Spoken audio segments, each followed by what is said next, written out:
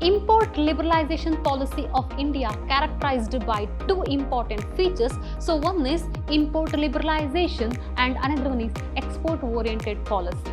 Under this scheme or a scheme which providing the cash assistant facility to export oriented system. Okay, so these are all the different measures coming under the export promotion measures. It is possible to increasing the exporting commodities, which helps to improving the balance of payment.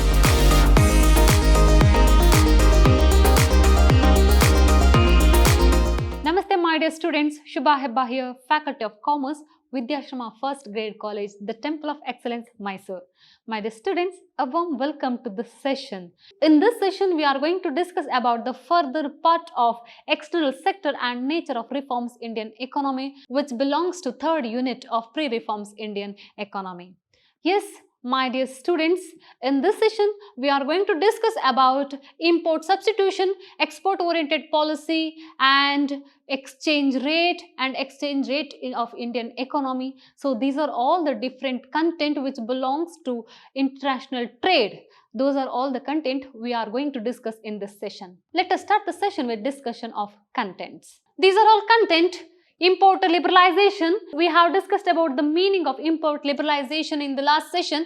Here we are going to discuss about the further part of import liberalization. What are the different measures we have taken under the import liberalization and export orientation of trade policy and trade policy of India when it has introduced the trade policy and exchange rate system in India. There are two types of exchange rate. One is flexible exchange rate and another one is fixable exchange rate.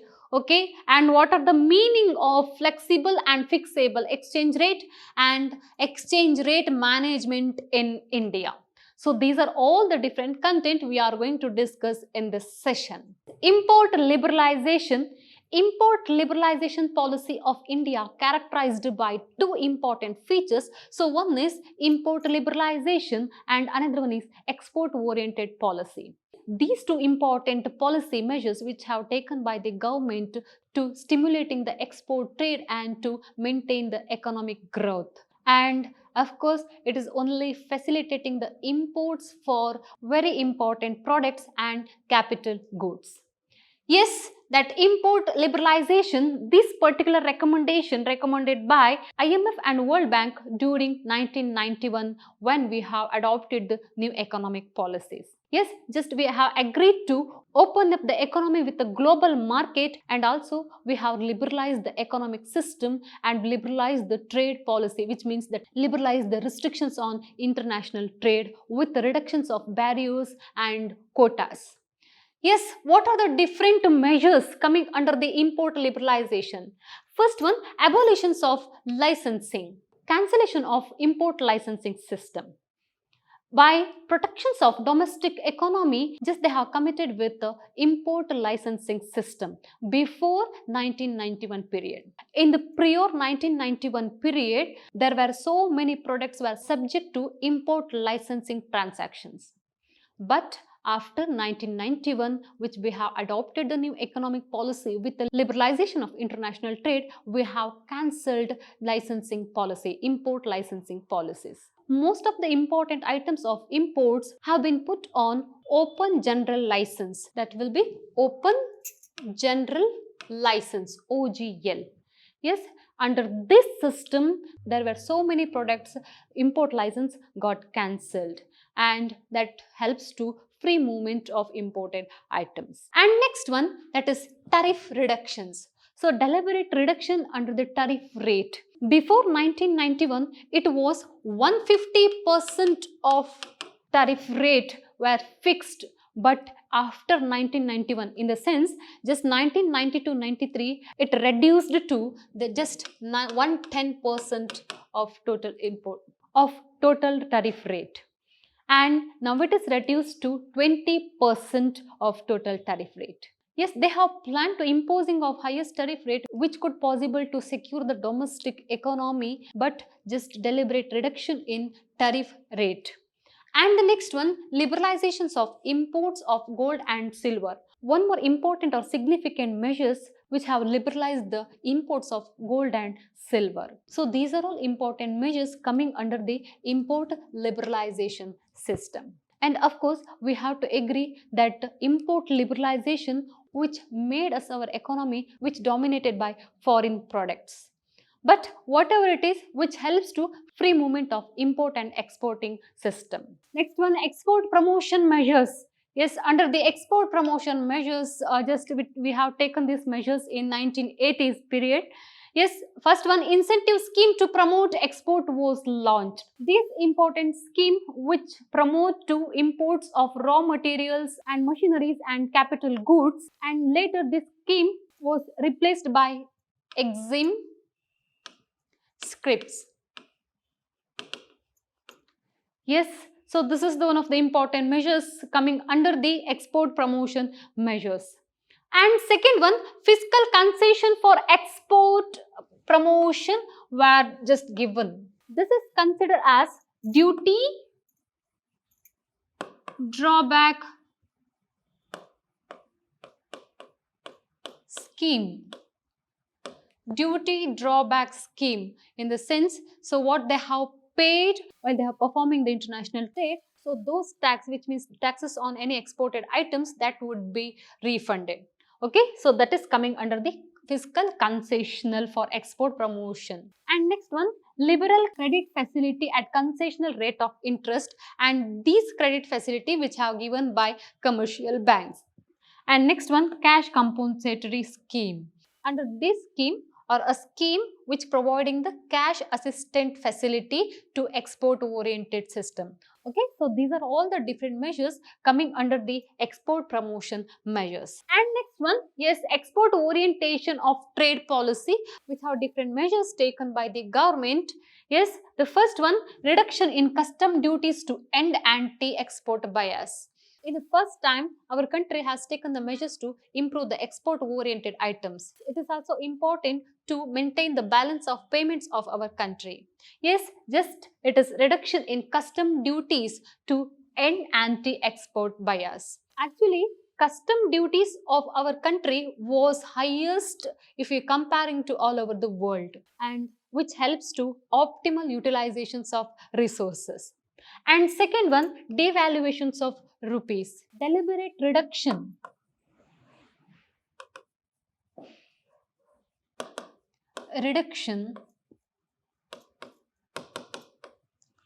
in value of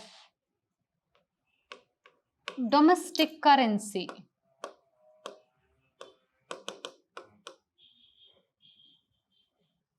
Deliberate reduction in value of domestic currency. It is called devaluations of rupees, which considered as deliberate reduction in value of domestic currency. And the next one, market determined exchange rate. Already, as I told, there are two types of exchange rate. So one is fixed exchange rate and another one is flexible exchange rate. Yes, if it is determined by market oriented, which means just a rate of exchange determined by demand and supply of currencies, so that is considered as a market oriented exchange rate. Okay, and next one, liberalizations of control over exports. Before taking these measures, there were so many exported items have restricted to export to other countries. But yes, liberalizations of control over the export, which tells about so many products got liberalized to export to other countries. At presently, we are exporting the different goods from other country to 190 countries all over the world. Next one, that exemptions from tax and credit subsidies. Exemption from taxes in the sense reduce the tariff rate and remove the quotas, barriers, which helps to increasing the exported items, and just credit subsidies. Credit subsidy, which means the financial facility to export oriented production unit. And the next one, that small scale industries reservations. Yes, already as we discussed, there are 40% of total share which contributing by small scale industries. Yes, by promotions of small scale industries, which helps to increasing the exporting items. Yes, these are all the different measures coming under the export oriented trade policy, which helps to increasing the export trade. We know that if we are exporting more than the import, which tells about surplus balance of payments. And deficit balance of payment, if it is increasing in the import and decreasing in the export. And equal balance of payment, yes, equal balance between export and import. And surplus balance of payment, which country has more export than imports, which tells about the development path of economic system by international trade. It is indicated by export oriented system. It is possible to increasing the exporting commodities, which helps to improving the balance of payments. That is why the government has taken these oral measures to improve the exporting zone of our country. And the next one, yes, important topic which tells about the tariff policy of our country. Yes, this tariff policy provides a framework for increasing the export of goods and services, as well as just generation of employment and increasing the value of addition of the country. And we have adopted the globalization after 1991, which means we are ready to facing the competition with different economy of the world, which brings capital formation, which brings intellectual development. So these are all which tends to us in a new era.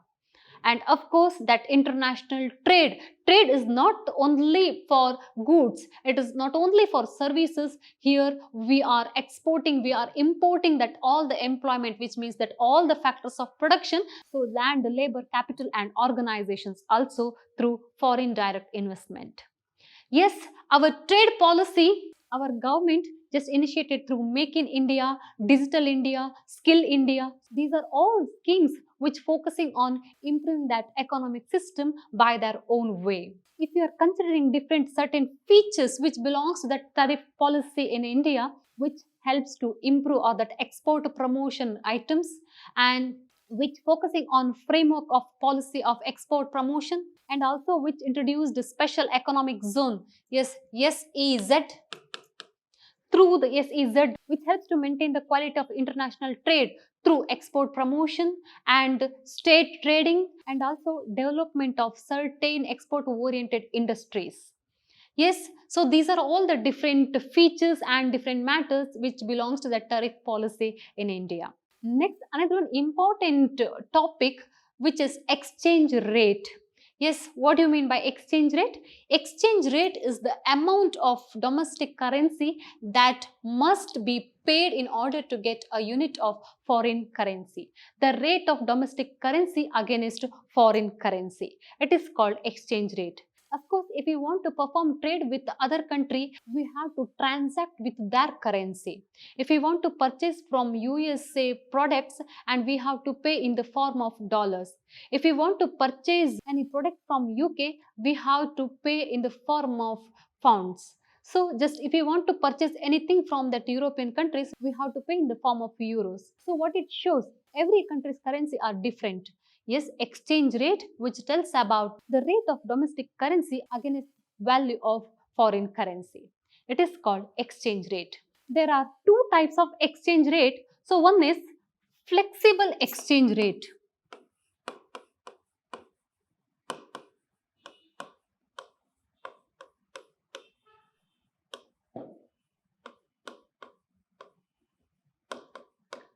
And another one is fixable exchange rate.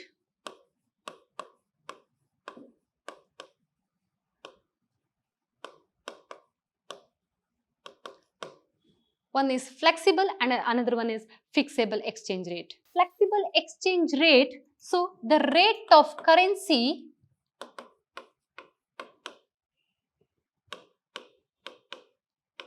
will get changed.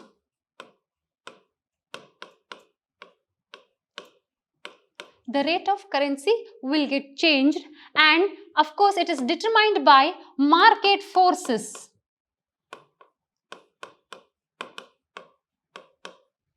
Yes, demand and supply. Market forces through demand and supply. If it is increasing in the demand, the rate of currency also will get increases. So by the way, by the market forces, the rate of currency will get changed. So if you are considering the example, if we are purchasing the US goods, yes, the dollar rate also will get increases. By the way, the rate of currency will get changed. it's determined by market forces. It is called flexible exchange rate. And next one, fixable exchange rate. The rate of currency will not get changed. The rate of currency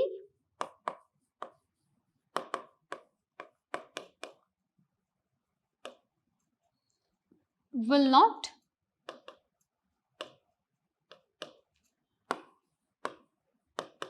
change, and which have determined by monetary authority.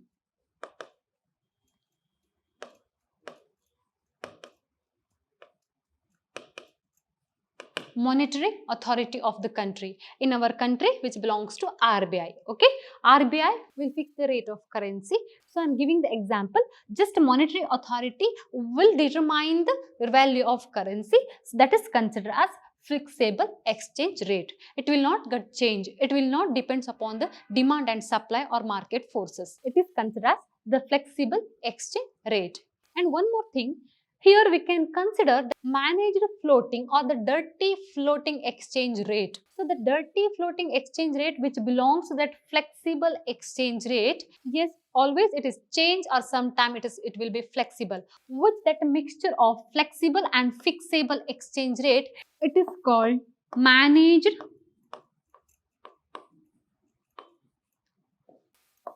floating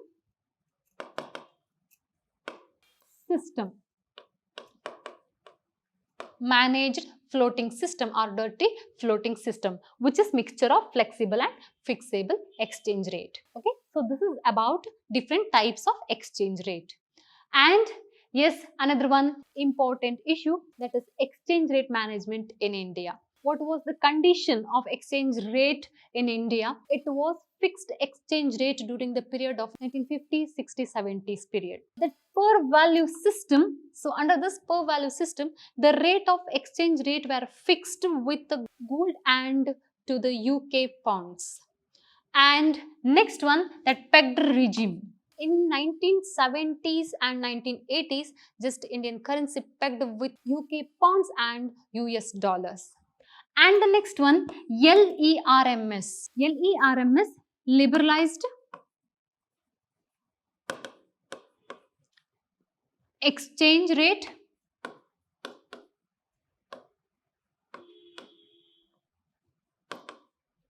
management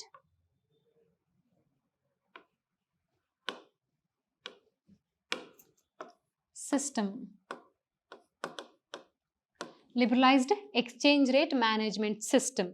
Okay, under this system we have dual exchange rate system, which means the market rate or demand and supply which determine the exchange rate, and also that monetary authority also controlling the fluctuations in foreign currencies and domestic currencies. And the last one, market-based exchange rate regime. Yes, after 1991, in the sense during the period of 1993, we have adopted market-oriented or market exchange rate regime. Under this system, market-based rate allowed to all types of goods and capitals. Okay, so these are all the different facts of exchange rate management in India. Yes, dear students, this is the time to concluding this chapter. I hope you have understand about our foreign trade system. Here that import licensing is very important and export promotion measures also important, and what are the different features of external trade of our country. So that balance of payments, exchange rate. So these are all the different content also very important. I hope you have understand. And dear students, this is the time to say thank you all for joined me in this session. I hope you have understand, you are able to answer for the questions which belongs to this chapter, and keep watching, read well. Once again, thank you one and all.